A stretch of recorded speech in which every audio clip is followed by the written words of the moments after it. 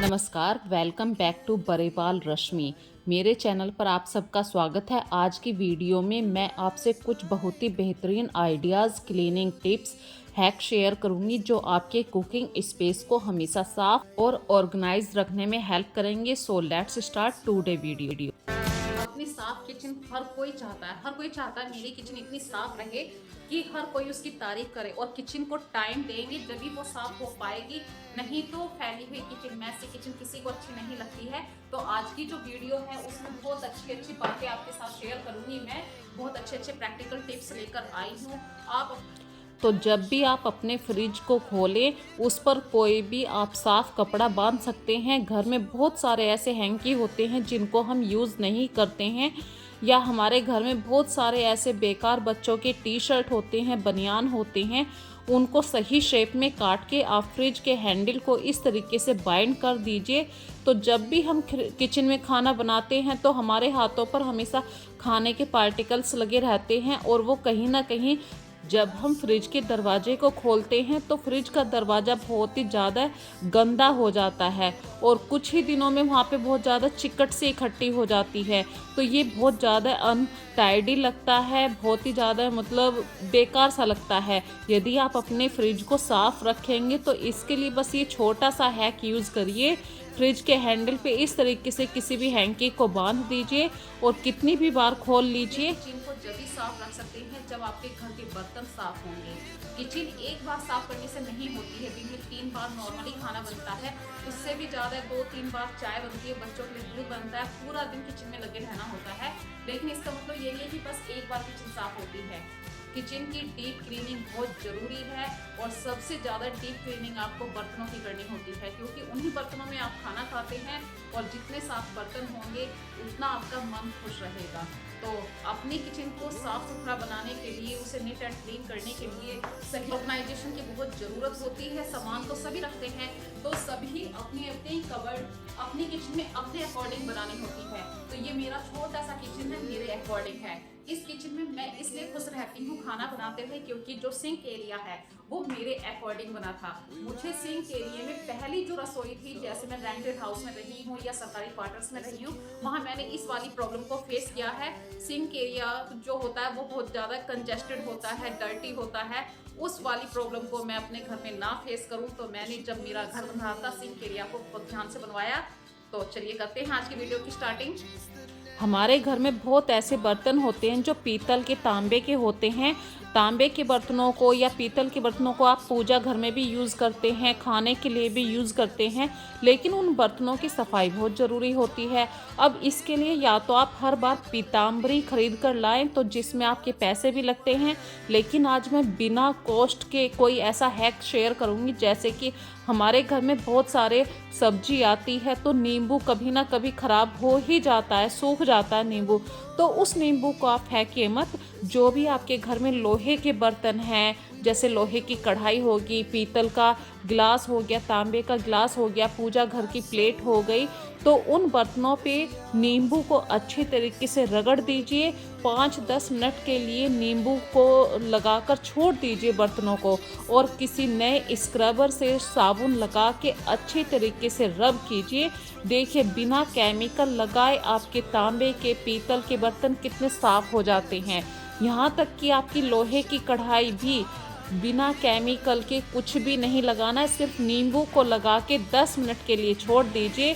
लोहे की कढ़ाई भी बहुत जल्दी साफ हो जाएगी। और ऐसे ही आपको उस नींबू को फेंकना नहीं है, उस नींबू पे आपको कोई भी विम बार, बर्तन साफ करने वाला साबुन लीजिए, लगाइए, और अपने सिंक एरिया की दीवारों को भी अच्छी तरीके से आप क्लीन कीजिए, क्योंकि जितना साफ करना बर्तनों को ज़रूरी है उतना ही साफ करना सिंक एरिया का ज़रूरी है। सिंक एरिया को साफ करके उसे कम से कम 2-3 घंटे तक उसमें कोई भी बर्तन मत आने दीजिए। जितना सिंक एरिया सूखा रहता है, वहाँ से पानी की भी जो बदबू आती है, वो सब प्रॉब्लम से छुटकारा मिल जाता है। तो ये छोटा सा हैक है, छोटी सी बात है, जिसको आप अपने माइंड में थोड़ा सा ध्यान करके रखेंगे तो आपका किचन बिल्कुल साफ रहेगा, बिल्कुल बदबू रहित रहेगा, और बर्तनों को साफ करते हुए छोटी छोटी सी बातों का ध्यान रखिए। बचे हुए नींबू को फेंकिए मत। इस तरीके से आपके बर्तन भी चमचमाते रहेंगे। यदि ये हैक आपको अच्छा लग रहा है तो मुझे कमेंट सेक्शन में ज़रूर बताइए। जब भी हम सैंडविच मेकर का यूज़ करते हैं, ग्रिल वाला सैंडविच मेकर जो होता है, जब हम अपने ब्रेड के ऊपर कोई भी बटर लगाते हैं, घी लगाते हैं, तो वो अक्सर हमारे सैंडविच मेकर पर अच्छी तरीके से चिपक जाता है। तो इस प्रॉब्लम से छुटकारा पाने के लिए आपको ज़्यादा कुछ भी नहीं हैक लगाने हैं। बस जब भी आप अपना खाना बना के ख़त्म कर लें तो गरम गरम जो हमारा सैंडविच मेकर होता है, तुरंत ही उसे वाइप कर दीजिए किसी टिश्यू पेपर से, किचन वाइप से। जो गीला हो अच्छी तरीके से साफ़ कर दीजिए। यदि आप इस चीज़ को थोड़े से समय के लिए छोड़ देते हैं कि फिर साफ़ कर लेंगे, तो जो बटर है वो जम जाता है और वो चिकट पैदा कर देता है। गरम गरम जो आपका ये सैंडविच मेकर होता है, उससे चिकनाई को रिमूव करना बहुत ईजी हो जाता है। एक हैक मैंने आज से कुछ दिन पहले एक पुरानी वीडियो में भी शेयर किया था। जब भी आप इस तरीके से ब्रेड पे कोई भी बटर लगाते हैं, घी लगाते हैं या सैंडविच बनाते हैं, तो आप अपने सैंडविच मेकर पर जो हमारे फॉइल पेपर होते हैं, आप फॉइल पेपर को भी यूज़ कर सकते हैं। तो फॉइल पेपर नीचे रखिए, फिर आप अपना ब्रेड रखिए, तो जो भी पार्ट्स गिरेंगे, खाने के पार्टिकल्स गिरेंगे, वो फॉइल पेपर के ऊपर गिरेंगे। इस तरीके से जो चिकनाई के दाग भी होंगे वो फॉइल पेपर पर आएंगे। आपका सैंडविच मेकर बिल्कुल गंदा नहीं होगा। तो चीज़ों को, जो हमारे किचन अप्लायंसेस होते हैं, उनको जितना आप साफ़ रखेंगे वो उतना आपका साथ देंगे, लंबे समय तक साथ देते हैं। तो किचन के जितने भी अप्लायंसेस हैं, चाहे वो मिक्सी है, सैंडविच मेकर है, टोस्टर है या किचन की गैस ही है, इनको आप हमेशा साफ़ रखने की कोशिश कीजिए। और इस किचन की साफ़ सफाई में सबसे ज़्यादा मैंने अभी बर्तनों पे ध्यान दिया है। अक्सर हमारे चाय के भगोने होते हैं, वो बहुत गंदे हो जाते हैं। तो हफ्ते में ही थोड़ा सा ध्यान जरूर दीजिए, थोड़ा सा रगड़ के साफ़ कर दीजिए, तो आपके बर्तन भी हमेशा चमचमाते रहेंगे। और जो सैंडविच मेकर होते हैं या इस तरीके से ग्रिल वाले सैंडविच मेकर होते हैं, इनकी साफ़ सफाई करना कोई ज़्यादा टिपिकल काम नहीं होता है। बस हमारा आलकस ही इन चीज़ों को गंदा कर देता है। हम हमेशा सोचते हैं कि फिर साफ़ कर लेंगे और फिर के चक्कर में वो गंदगी हमेशा जमा हो जाती है। आपके घर में यदि कोई फल फ्रूट आए हैं तो सबसे पहले कोशिश कीजिए कि तुरंत उन्हें पॉलीथीन से आउट कीजिए। और मैं ये नहीं कहती कि हर चीज़ परचेज करी जाए, कुछ चीज़ों को आप अपने घर में जो आपके हैंकी होते हैं उनसे भी ढक कर रख सकते हैं, ताकि जो छोटे छोटे इंसेक्ट होते हैं, कीड़े होते हैं, वो फलों के ऊपर ना बैठें। हर बात के लिए ज़रूरी नहीं है कि आप बाहर से कुछ भी सामान खरीद के लाएं। जैसे कि फलों की टोकरी को ढकने का एक बास्केट रैपर आता है, वो खरीदें, वो कॉस्टली भी होता है। तो उससे बेस्ट है कि आप अपने घर में जो भी हैंकी होते हैं उनसे फलों को ढक कर रखें। और छोटी सी बात है, हम किचन में कितनी बार काम करते रहते हैं, डायरेक्टली ऐसे काउंटर पे काम करना शुरू कर देते हैं। यदि आप कुछ भी काम कर रहे हैं, चाहे आप ब्रेड के ऊपर भले ही जैम लगा रहे हैं, तो प्लेट के नीचे एक हैंकी को ज़रूर बिछा कर रखिए, क्योंकि ब्रेड है, रोटी है, हमेशा खाने के पार्टिकल्स ज़रूर गिरते हैं। या चम्मच से आप कुछ भी सामान ले रहे हैं तो कुछ ना कुछ तो खाने के पार्ट्स गिरेंगे, तो वो सारे पार्ट्स आपके हैंकी के ऊपर गिरेंगे। और इस हैंकी को उठा के आप आसानी से सिंक में झाड़ सकते हैं, तो आपका काउंटर भी गंदा नहीं हुआ। इस तरीके से ये छोटी छोटी सी बातें होती हैं जिनको आप ध्यान रख सकते हैं।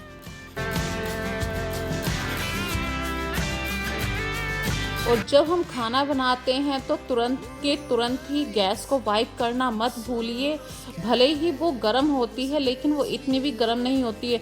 आजकल के परिवार भी बहुत छोटे होते हैं, 2-2 रोटियां फुल बनती हैं, तो इतनी 2 रोटी सेकने में गैस ज़्यादा गर्म नहीं होती है।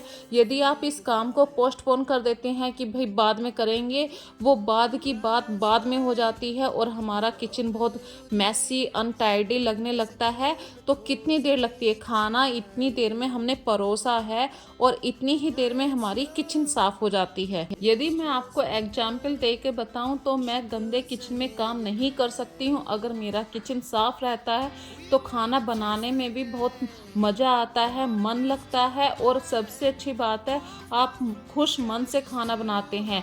मैं अपनी खुशी के लिए यदि मैं बहुत ज़्यादा खुश होती हूँ तब भी अपने किचन में आकर लग जाती हूँ ताकि मेरा किचन साफ़ रहे और साफ़ किचन को देख के मेरा गुस्सा बहुत कम हो जाता है। यदि मैं रात में कभी कभी बर्तन छोड़ के सोती हूँ तो सुबह को वो बर्तन बहुत ज़्यादा ऐसे लगते हैं कि डबल काम हो गया है। इसलिए कोशिश करती हूँ कि रात में बर्तनों को साफ़ करके ही सोऊं, किचन को साफ़ करके ही सोऊं, किचन गैस के ऊपर कपड़ा ढककर ही सोऊं। और गैस पे कपड़ा ढकने के समय अभी कुछ बातें और याद आ रही हैं। जब भी आप मसाले पीसते हैं अपने घर में तो मसालों में स्वाद बढ़ाने के लिए, जैसे कि अभी आपने मिर्ची पीसी, मिर्ची में टेस्ट लाने के लिए, उसका कलर बनाने के लिए, तीखापन बनाने के लिए थोड़ा सा उसमें 2 चम्मच सरसों का तेल ऐड कर दीजिए। सरसों का तेल डालने से एक तो लाल मिर्ची का कलर बहुत अच्छा आएगा और जब आप उसे सब्जी में डालेंगे तो वो तीखापन भी ज़्यादा देगा। तो हमारी इंडियन रसोई में जब हम खाना बनाते हैं सबसे ज़्यादा जो हमारे मसाले यूज़ होते हैं तो कभी कभी वो मसालेदानी बहुत ही ज़्यादा बेकार सी हो जाती है, मतलब मसाले आपस में मिक्स हो जाते हैं। तो इस प्रॉब्लम से बचने के लिए हमें छोटे छोटे से हैक यूज़ करने पड़ते हैं। इंडियन किचन में डेली यूज़ में आने वाले मसालों को मसालेदानी में रखना काफ़ी हेल्पफुल हो जाता है। एक आसान और सहज किचन हमें बिल्कुल अवेलेबल हो जाती है। हालांकि नमक को हम बाकी मसालों से अलग रखेंगे। नमक हमारे घर में ज़्यादा यूज़ होता है और हम सेंधा नमक भी खाते हैं, काला नमक भी खाते हैं और सिंपल नमक भी खाते हैं। इसलिए आपको नमक का कंटेनर अलग ही रखना चाहिए। दूसरी बात आपके साथ शेयर कर रही हूँ, हमारी मसालेदानी में अक्सर तली के अंदर बहुत सारे मसाले गिर जाते हैं तो हमारी मसालेदानी बहुत जल्दी जल्दी गंदी होती है। इस बात से, इस प्रॉब्लम से बचने के लिए आपके पास जो टिश्यू पेपर है या आपके घर में जो कपड़े आप किचन में यूज़ करते हैं जिनको आप टाइम टू टाइम वॉश कर सकते हैं वो अपनी मसालेदानी की तली में बिछा सकते हैं। जब भी वो कपड़ा गंदा हो आप उसे वॉश कर सकते हैं, टिश्यू पेपर गंदा हो तो उसे चेंज कर सकते हैं। ये छोटे छोटे से हैक होते हैं जिनको यूज़ करके आप अपने किचन को बहुत नीट एंड क्लीन बना सकते हैं। अब मैं अगली बात आपके साथ शेयर कर रही हूँ। अक्सर हम अपने बर्तनों को साफ़ कर लेते हैं, कंटेनर्स को साफ़ कर लेते हैं, कबर्ड को भी साफ़ कर लेते हैं, लेकिन जो हमारी किचन के ऊपर दीवार होती है, भाई जिनके घरों में चिमनी लगी रहती है तो उनके घरों की बात नहीं कर रही हूँ, लेकिन बहुत सारे इंडिया में ऐसे भी घर होते हैं बिना चिमनी के भी उनके घर में किचन ऐसे होती है तो वो बिना चिमनी के भी काम करते हैं। अब जो सामने वाली दीवार होती है उस पर अक्सर चाय बनती है हमारे घर में, तो चाय के साथ भी बहुत सारा रोया उड़ता है घर के अंदर, वो चिपक जाता है, तेल का तड़का लगाया वो सामने वाली दीवार पर आ जाता है। तो इन चीज़ों को टाइम टू टाइम आप साफ़ करते रहिए। जो आपके किचन के वाइप्स होते हैं आप कभी भी उन्हें सिंक के पास मत सुखाइए। सिंक के पास से जो बदबू आती है अक्सर वो इन्हीं कपड़ों की वजह से आती है। तो आपके घर में जो बालकनी वाला एरिया होता है जहाँ पे धूप आती है वहाँ पर आप अपने किचन के जितने भी गंदे कपड़े होते हैं धूप लगाइए ज़रूर। इससे धूप लगने से आपके किचन के जो कपड़े होते हैं उनसे बदबू छूट जाती है। And that's all about it. आज का वीडियो देखने के लिए आप सबका धन्यवाद। उम्मीद करती हूँ कि ऑल टिप्स आपको बहुत हेल्पफुल होंगे। इस वीडियो को लाइक और शेयर करना मत भूलिए। यदि अभी तक आपने मेरे चैनल को सब्सक्राइब नहीं किया है तो प्लीज़ सब्सक्राइब कर दीजिए।